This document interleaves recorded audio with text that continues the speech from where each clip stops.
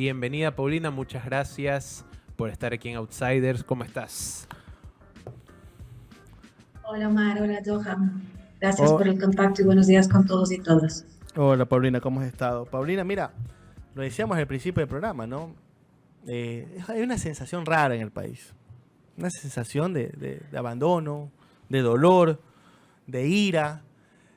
Cuando decidimos invitarte la semana anterior, queríamos hablar justamente sobre el estado de ánimo con el que vamos a enfrentar las nuevas elecciones, algo que ustedes miden muy bien en perfiles de opinión, aparte del tema de las calificaciones de ciertas autoridades, pero puchica, ahora invitarte para hablar después de la muerte de un alcalde, de una deportista que estaba junto con el alcalde, después de ver 72 horas de matanzas, descuartizados en la penitenciaría del Litoral, 100 guías que están todavía secuestrados en distintas cárceles.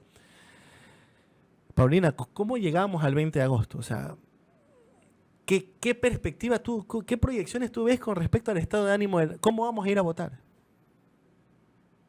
Sí, yo creo que el sentimiento, la sensación es de desolación y eso implica tristeza, eso implica bronca y eso implica también esta sensación cada vez más intensa y más profunda de abandono, porque está atravesado sobre todo por eso, esta certeza que creo que tiene la población, que tenemos todos, de la falta de horizonte y de la falta de autoridad. Digo, la falta de horizonte cuando tú tienes el 97% en Quito y Guayaquil que siente que el país está yendo por el camino equivocado.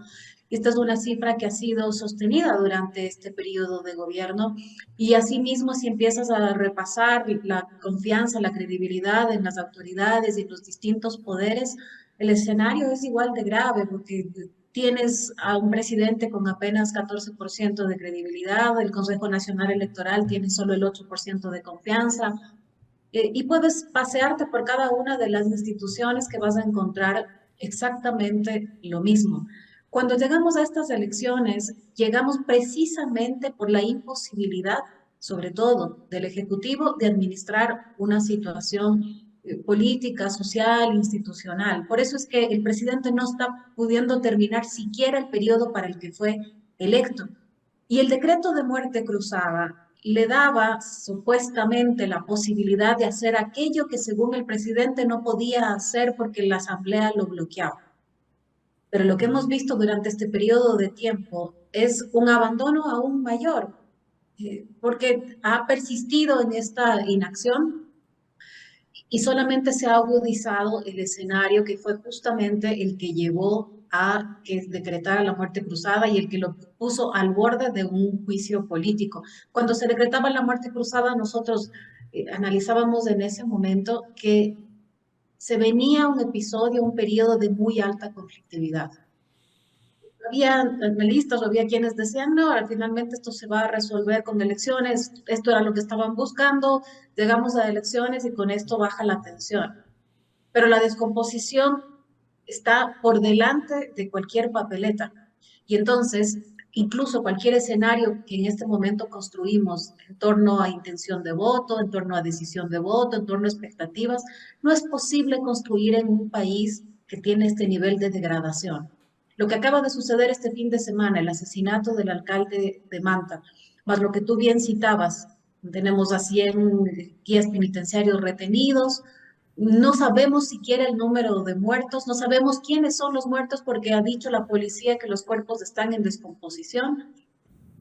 Entonces, si tú analizas el posicionamiento, la imagen, la credibilidad de los candidatos, lo haces normalmente en un escenario más o menos previsible. Pero esto ya no es el caso. Y de acá hasta el 20 de agosto, me parece que por lo menos tenemos que considerar tres elementos. El primero, que se agudice la violencia porque el enfrentamiento entre bandas creo que está más que en evidencia.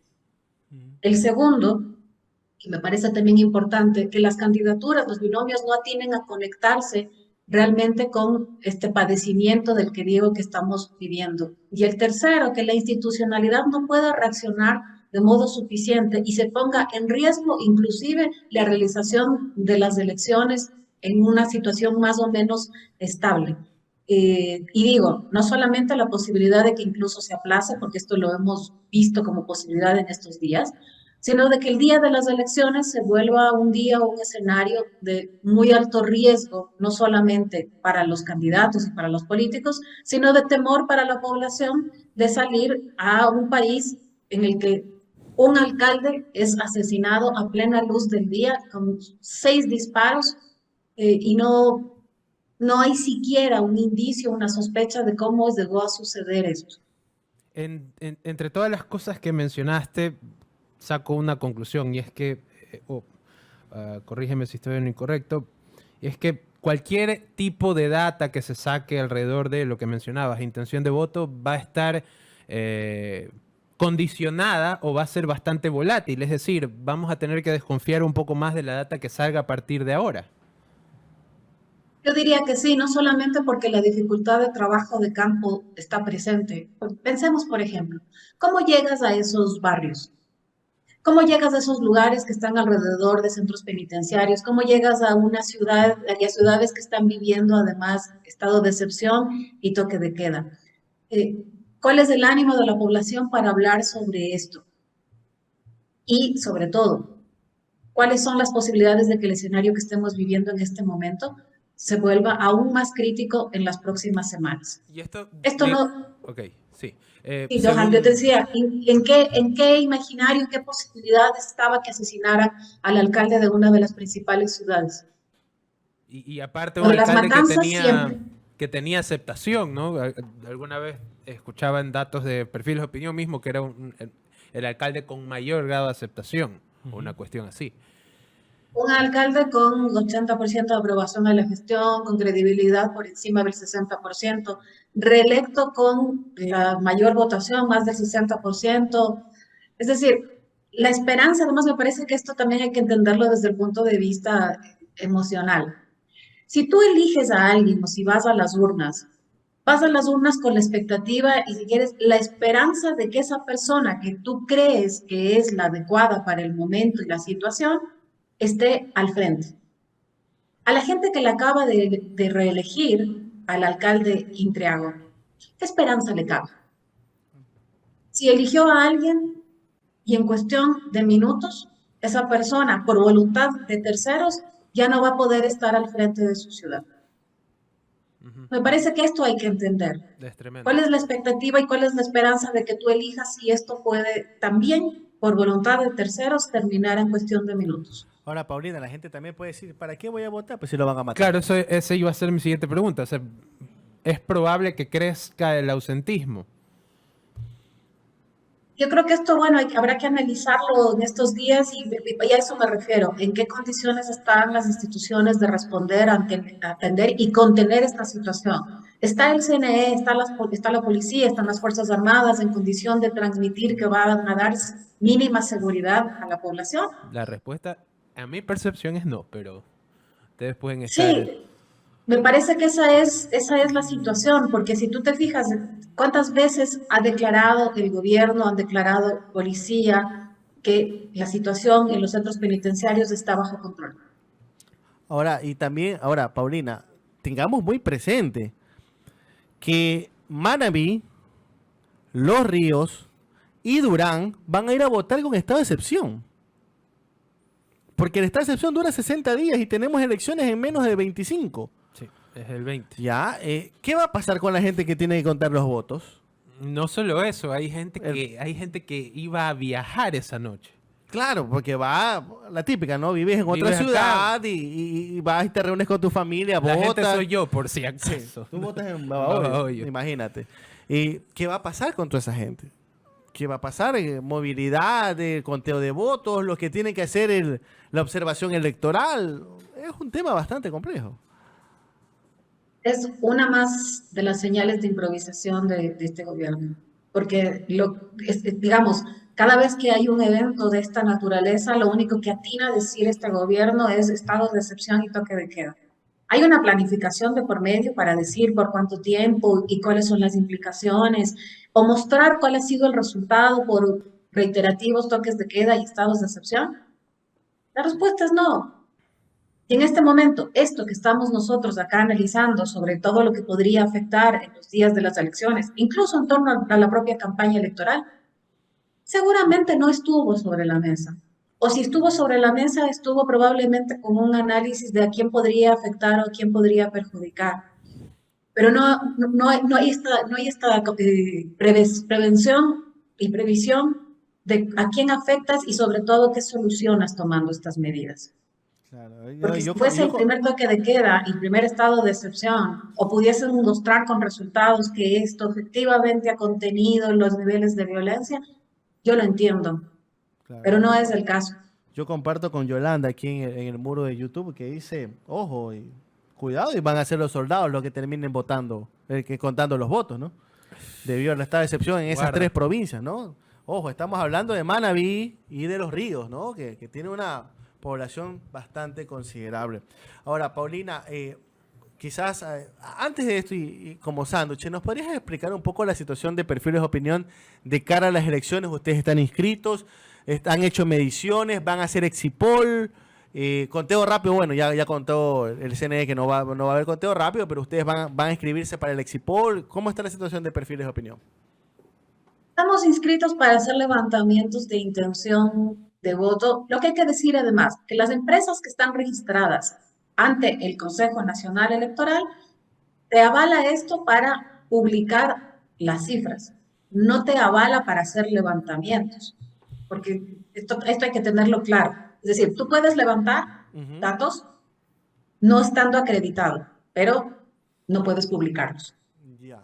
Las Pero bueno, empresas que están... ese publicar, ¿cómo es? Porque, a ver, caramba, he visto hasta Luli Pampín, me llegó una encuesta de Luli Pampín el otro día y ¿Cómo todo. se llamaba? Había una que tenía un nombre hermoso. Sí, ¿Te bueno. acuerdas? ¿Cómo Algo es eso de publicar? ¿Cuáles son los canales oficiales como para decir, ya lo estás publicando? Claro, a eso iba yo, con este limbo que está entre que el Consejo Nacional Electoral te acredite para publicar, en cuyo caso, cada vez que tú mencionas datos de intención de voto en un medio de comunicación, pero además, ¿qué tipo de medio de comunicación? Porque los medios digitales o las redes parece que están por fuera del control y por fuera de el territorio, digamos, del Consejo Nacional Electoral. Entonces, si tú estás acreditado, vamos para atrás, tú tienes que presentar una serie de requisitos para el Consejo Nacional Electoral. Esto significa que seas una empresa legalmente constituida, que tengas profesionales acreditados en materias cercanas o necesarias para el levantamiento de datos de intención de voto y una firma responsable diciendo que tú vas a dar la ficha técnica y que vas a decir además que estos no son resultados oficiales, sino mediciones, en fin. Claro. Cuando presentas, cuando tú publicas en un medio de comunicación masivo estos datos, después tú tienes que pasar un informe al CNE diciendo, esta medición que yo presenté tenía estos datos, tenía este margen de error, tenía este tamaño de muestra, fue financiado por tal o cual institución o empresa. Lo que a mí me sucedió, por ejemplo... Después de transmitir, después de pasarlo, no presenta el informe. Exactamente. Esa es la situación de las empresas acreditadas. En el caso de Exit Poll, como perfiles de opinión, no nos calificamos en esta ocasión. Tomamos la decisión de no hacer Exit Poll en estas elecciones. Okay. Tampoco conteo rápido, porque el periodo de inscripción para las empresas ya venció. El 22 de julio podías presentar. ¿Y qué podías presentar? ¿Qué tenías que presentar? Lo propio, lo que he dicho hace un momento, pero adicionalmente tú tenías que presentar el número y nombre de los recintos electorales de los que tú ibas a levantar el exit poll. ¿Qué significa eso?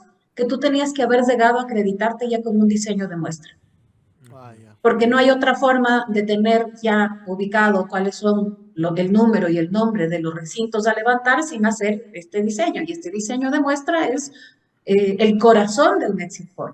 Es probablemente el trabajo más importante porque significa que tú hayas elegido tanto en número como en dispersión de muestra los recintos para tener... ¿Qué recinto, qué jurisdicción y todo eso? Ahora, Paulina, exactamente. Aquí entre nosotros, en esas peticiones que hace el CNE de metodología y todo eso, ¿les piden explicar quién financia el estudio o no?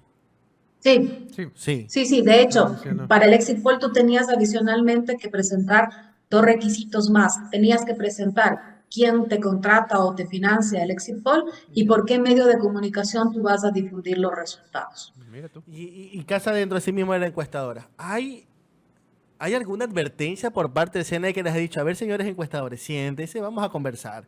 Miren, hace 4 meses salió una empresa a decir que ganaba el sí en todas y ganó el no en todas.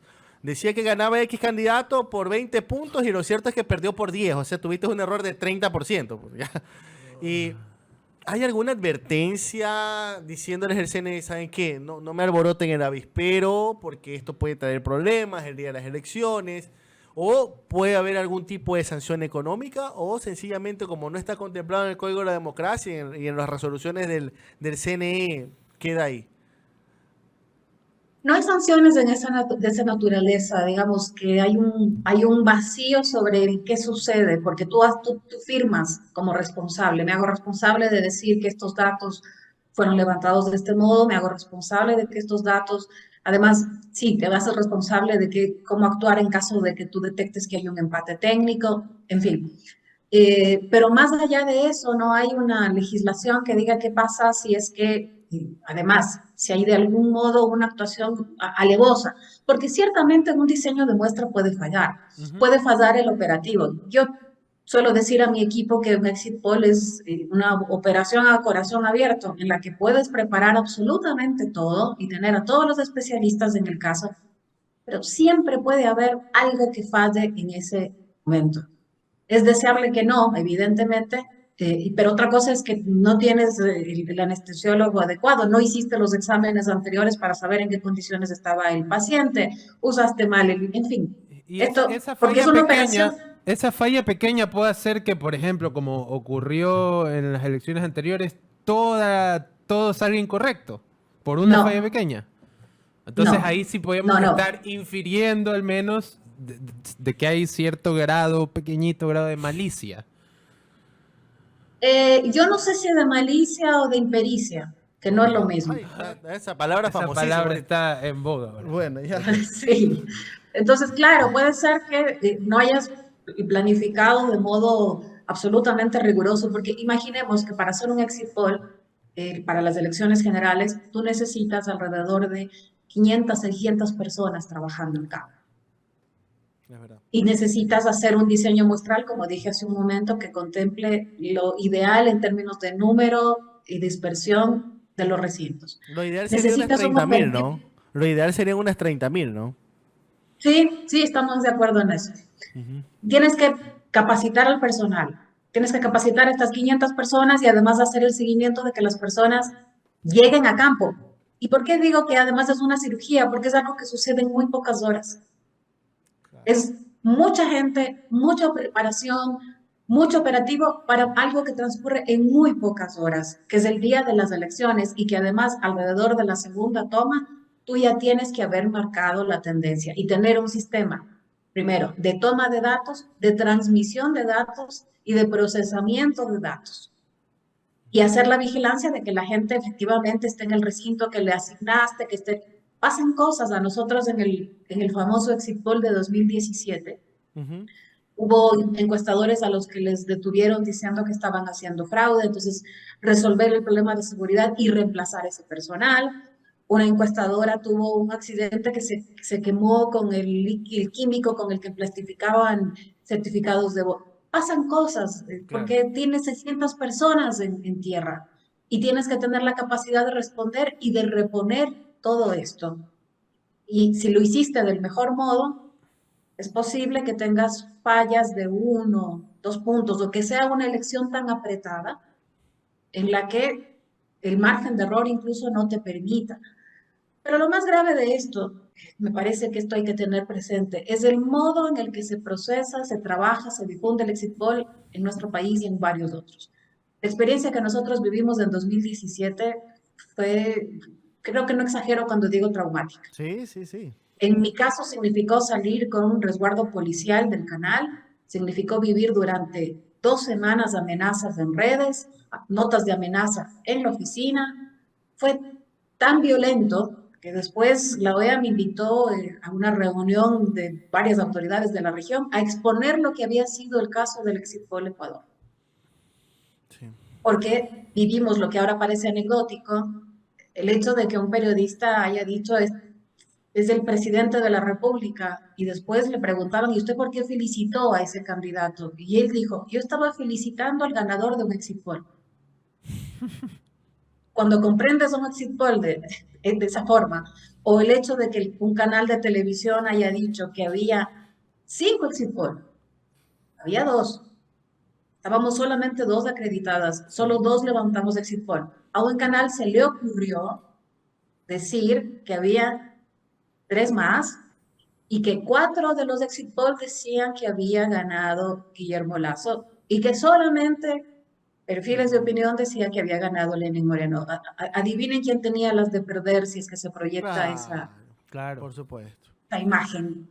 No, pues no, y Entonces, recordemos que ese fue el tiempo de Nerón Páez, pues, ¿no? Que quiso incendiar Quito y todas las cuestiones, ¿no? Pero bueno, Paulina, y aquí entre nos que nadie nos está escuchando, ¿tienes alguna ya medición de estas elecciones del 20 o, no o solamente es para clientes? estamos trabajando solamente para clientes, por eso es que lo que he hecho es mencionar tendencias gruesas cuando he estado en los medios de comunicación, porque son encuestas que estamos trabajando para suscriptores. Por eso he mencionado grandes tendencias respecto al nivel de decisión, respecto ¿Cómo está el a nivel quién de está ocupando. indecisión? Habíamos detectado hasta hace 2 semanas que un 58% todavía no decidía su voto. Ok. Así de alta la indecisión. Bastante. Y Sí. con todo lo que está pasando. Bastante. Bueno, Paulina, ¿vas a presentarlo de manera pública resultados? ¿Hasta cuándo tienen plazo para presentar ustedes? Creo que es una semana antes, ¿no? Hasta una semana antes de las elecciones puede presentar resultados. 10 días antes. 10 días antes. ¿Van a hacerlo público o solamente con Hasta 10 clientes días particulares?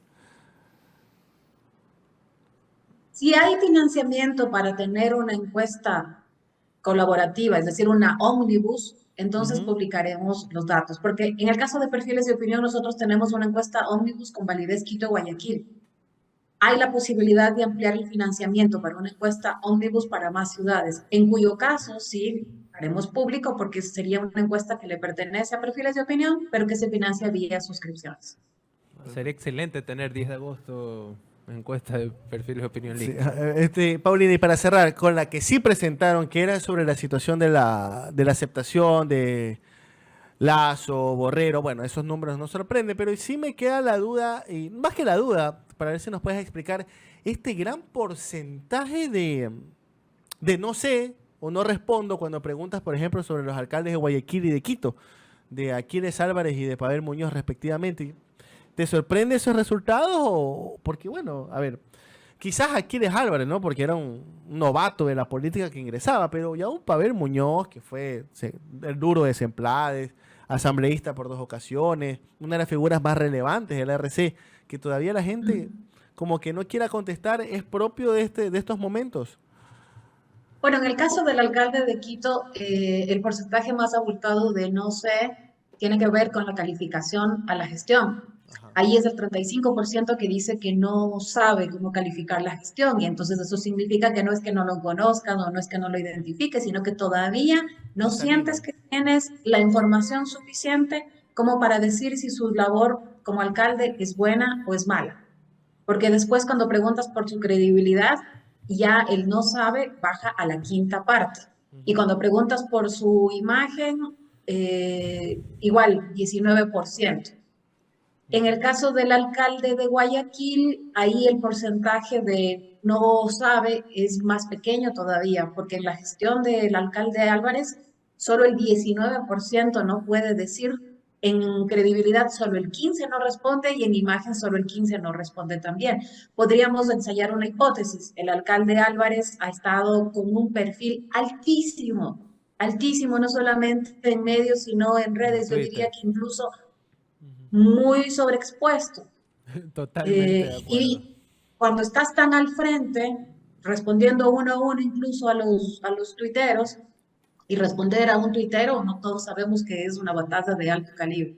Se le invitó a pelear. Entonces, estar en el 1 a 1 Está muy bien. puede ser que haya proyectado para la población una presencia más intensa, más fuerte, y que esto haga que estén menos dispuestos a decir, no sé. El alcalde Muñoz tiene un manejo de redes, un manejo de comunicación, un espacio semanal de difusión de sus actividades, pero no lo vemos en este tete-a-tete poquito más sobre. que sí lo vemos al alcalde Almas. Claro. Tiene sentido. Bueno, Paulina, te agradecemos muchísimo. Esperemos que las cosas mejoren. Yo no sé si es... O sea, hay que decirlo porque es el deseo, pero Pero de que ahí- ocurra es algo muy, muy Está difícil ser optimista. Te agradecemos mucho por tu tiempo, Paulina. Gracias a ustedes. Buenos días. Un abrazo. Un abrazo.